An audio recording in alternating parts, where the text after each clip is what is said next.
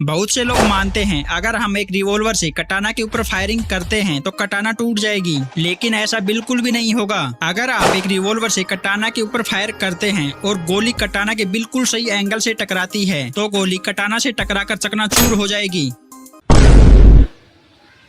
મને ખબર પડી કે તું મારા વિડીયોમાં વ્યૂ ચમ નહીં આવતા, તું આ વિડીયો જો એટલે જ મારા વિડીયોમાં વ્યૂ નહીં આવતા।